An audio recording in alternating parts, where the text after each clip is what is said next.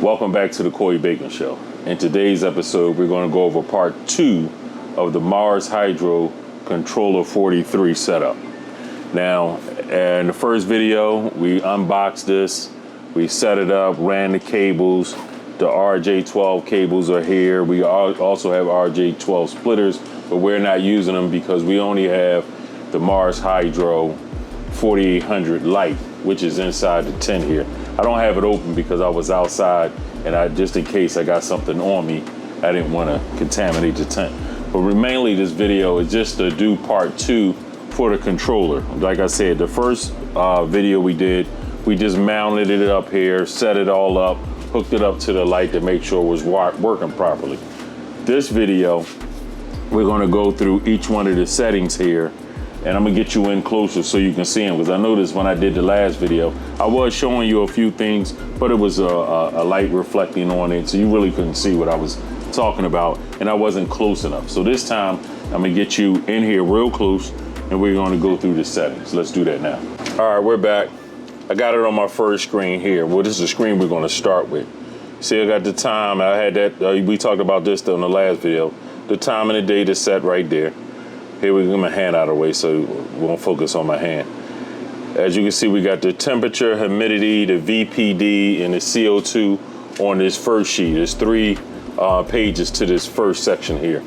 But yeah, those are the parameters. That's what the temperature inside the tent is, 77.5.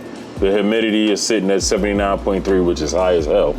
And that's because, matter of fact, let me open the door. Let me see if you can see it just a little bit here. Turn you so you can at least see how the plants look, because they are looking dynamite. Let's turn just a little bit here. Turn here, push it down, and you can see huge leaves. That's why the humidity is so high. We need to clean this up and get rid of some of those leaves. So let me spin back around to the controller, get back focused, close this.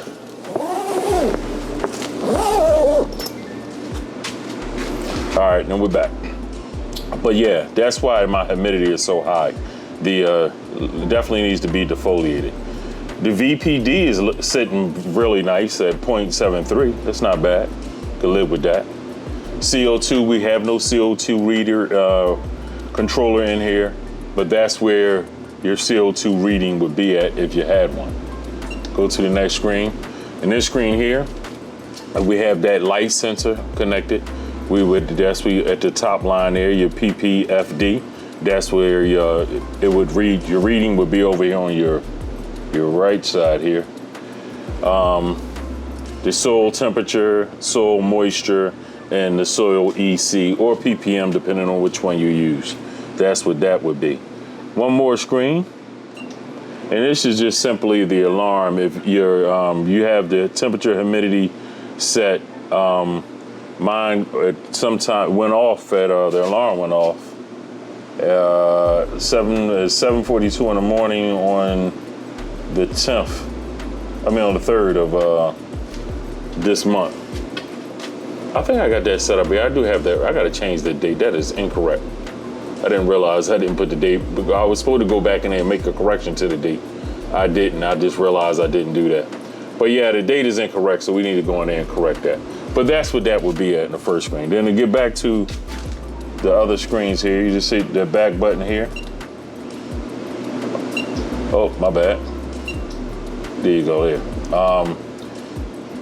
Now we're on the menu screen. On the menu screen, you got the device, the environment, and the system configurations. Let's start off with the device. Hit that. On the device screen, you have both, if you had more than one light, it would show up here. And your fans, if they were there, your oscillating fan and your blower would be right there. But I only have the one light, and I have it set on 60%.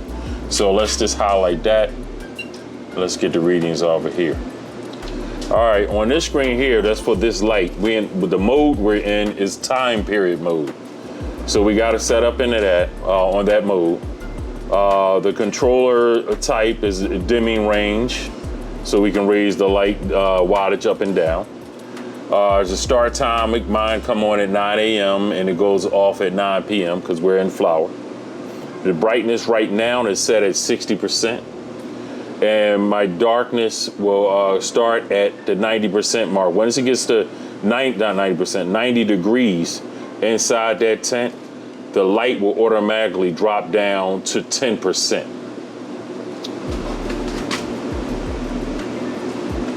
And then I think there's one more thing down here we gotta, yeah. And then it turns off, the light will turn off if it gets over 94 degrees in here. And then the sunrise, sunset, I have it set for 30 minutes, meaning that at the beginning of the day at 9 a.m. when the lights comes on, they're gonna come on at 10%, I believe, and it is slowly crank up for the first 30 minutes until we get to the settings that I have it set at. In this particular setting, I'm at 60%. So when the light comes on at 9 a.m., it'll come on at 10%, and for that first 30 minutes, it'll work its way up to the 60%. And then vice versa on the other end. When it's 30 minutes prior to the light going off, which will be about 8:30 p.m., the light will start cranking itself down from, in this case, from 60% all the way down to lights off. So that's how that is set up. Now let's go back. Now we go into your environment. Let's click on there. And pretty much the environment is pretty much like the day-night settings. I got it set at 9 a.m., 9 p.m. The temperature, day-night, 80, 70. I don't think there's nothing else on the screen. Let me see. The dead band, and then humidity settings for the day-night. Humidity set 65 day-night. The dead band here is 10%. Oh, the dead band on the other one was 5 degrees.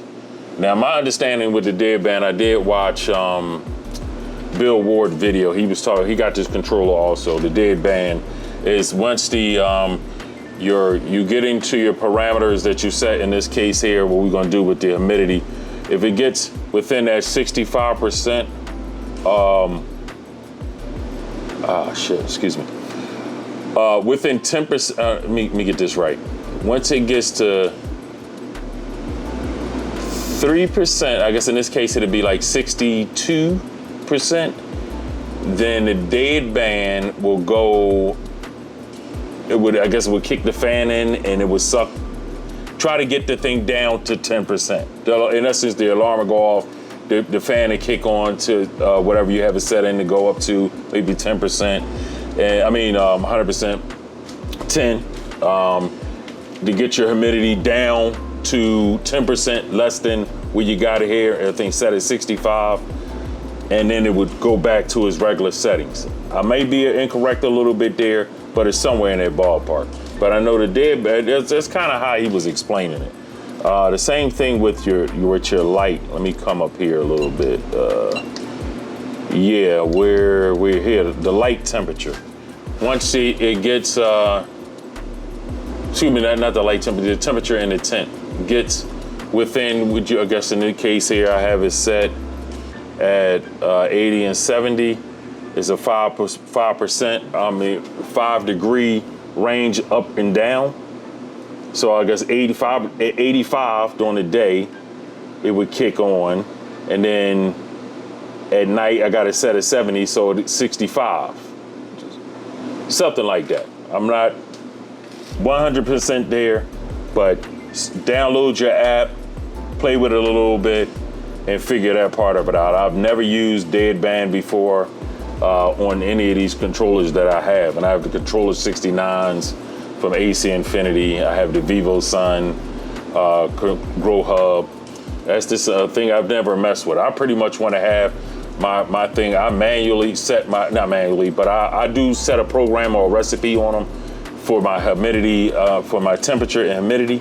But after that, I really don't mess with the other stuff that, even though it's there for you, but yeah, just read up on that a little bit more, get yourself a little bit more educated with the dead bands, if that's needed.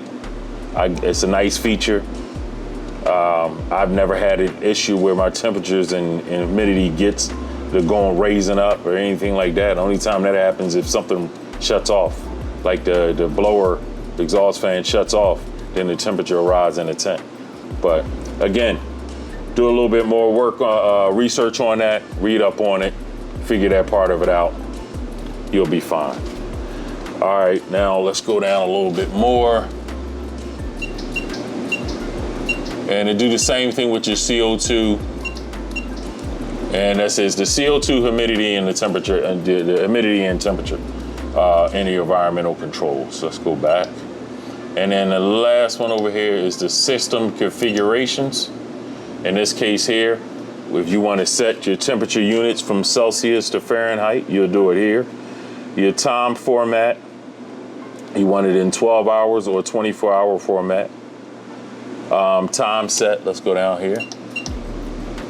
Click on it. This is just your time and the date, and this is where, all right, my time and date is on here correctly. So when I had that alarm go off, I know what that was. That's what, initially when I set this up, it was 7 in the morning, almost 8 o'clock, something like that. I was setting it up, and I did set the date on there incorrectly. I went back in and changed it. I guess when I made that change, it left that alarm. It set off an alarm, and it left that posted there. So that must be what that is when I changed the date, because the date here is correct on here. So let's see what else is here. Let's go back. Then you set the time, like I said. You can set your language, your alarm settings. So let's go down there.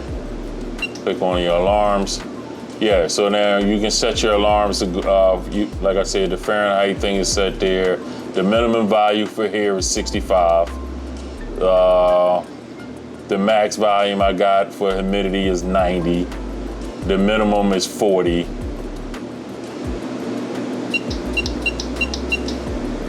And then do the same thing with your CO2, your VPD,